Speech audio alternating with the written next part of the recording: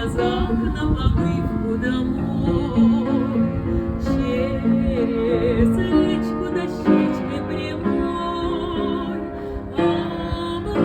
обломилась доска, подвела казака, искупался в воде ледяной.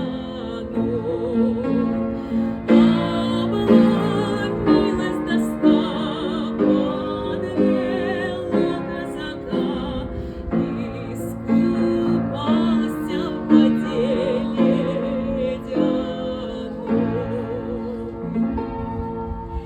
Он ступил на крутой бережок, и костер над рекою разжег.